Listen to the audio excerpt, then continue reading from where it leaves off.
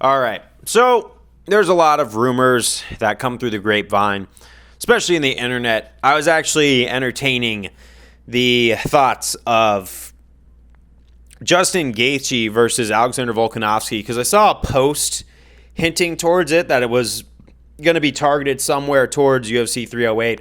I didn't really believe it wholeheartedly. That's why you got to take all of these matchups with a grain of salt because you know what? I play that game. I remember with Kyle Barrio, I thought that Joe Pyfer would have been a better fight.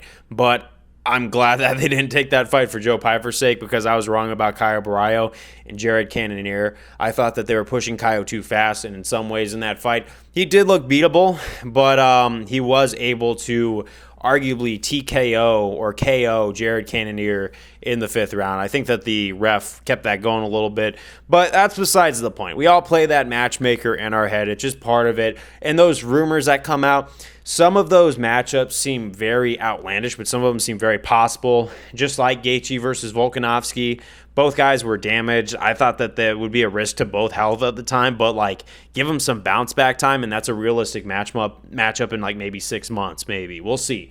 But Dustin Poirier versus Colby Covington, no one really doubted. There were a lot of rumors about it. I made videos and shorts about it because it just kind of seemed like, it makes sense for Dustin's career at this point.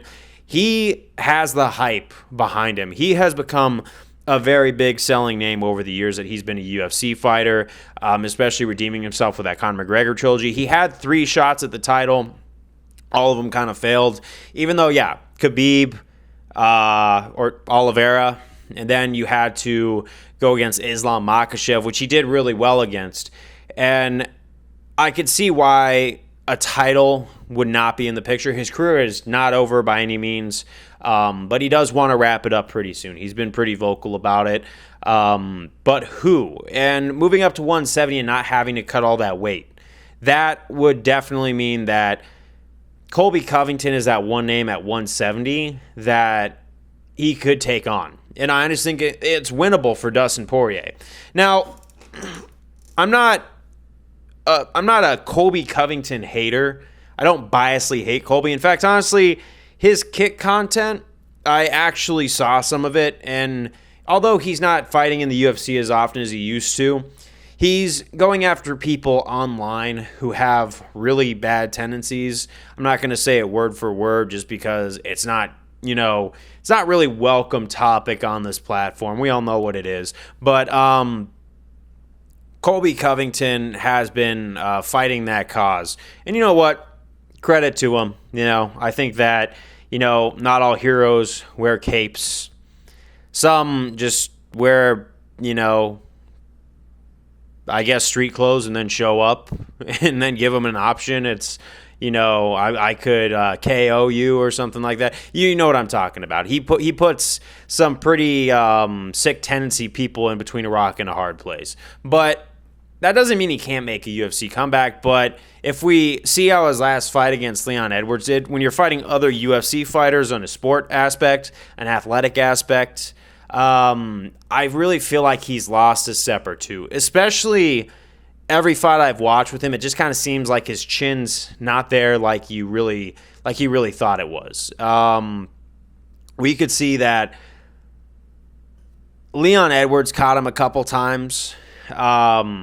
Jorge Masvidal, even though he got smoked in that fight, in the 4th round when he caught Colby Covington, we saw him kind of give a little bit. Usman clipped him really bad in their second fight where we thought it was going to be a second-round KO.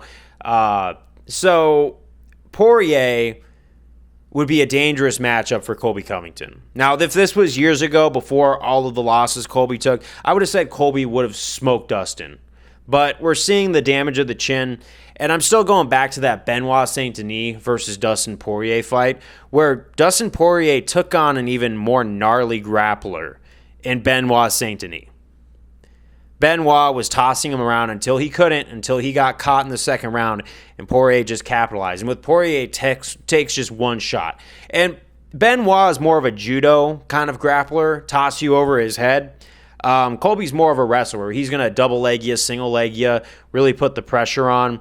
But he throws a lot of overhands where if Dustin wants to throw some clean ones just down the middle, he could land on Colby and really make it a short night for Colby Covington.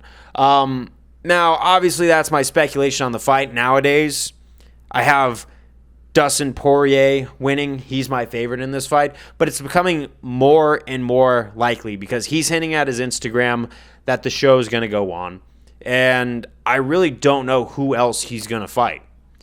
Because 155, I feel like that weight cut's just going to still be pretty gnarly on him. I know he used to go to 145 and he moved to 155 for a better quality of life, and he thought it would be better. And you know what? It was better, but he's only getting older. He's 35.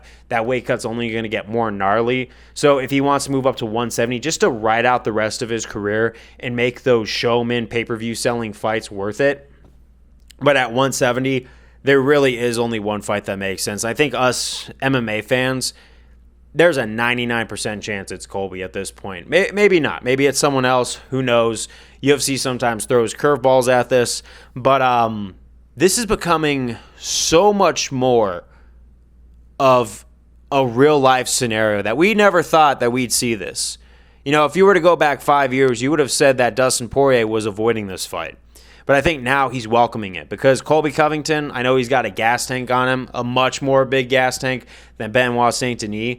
But all it takes is Dustin to get the distance for 2 seconds and get a clean shot down the middle. So Dustin has literally a puncher's chance. Colby Covington has a wrestler's chance, which goes a lot longer and harder. But like I said, man, Colby is not the same guy he used to be on UFC standard. And you know what? Let's say the perfect scenario, Dustin wins this, sets gloves in the octagon, smashes beef with Colby, and then Colby Covington lays gloves in the octagon and then goes on to continue to do his kick content. Because honestly, that kind of just seems like there's more money in for Colby if he goes and does that. So I think Colby's going to want to go out on one more fight, maybe two, because I think both these guys are starting to kind of like lose that drive that puts them in the octagon, just in different ways. You know, in more satisfactory ways. Not in the Tony Ferguson, I'm holding on because this is all I know. I think it's because they're seeing that, like, Dustin, he wants to be a father. He wants to raise his daughter. He wants to be there for his family. He's provided. He's got the hot sauce deal. He's got the good fight foundation. And Colby is hanging with Little Pump looking for weirdos online. It's kind of a weird happily ever after for both people. But I think I'm 99% sure with every post I'm seeing leading up to this, all the articles that are going, is it going to happen at UFC 309? Probably not, but it could possibly be a main event for UFC 310 if they haven't already set that one up. But we'll have to wait and see. Peace.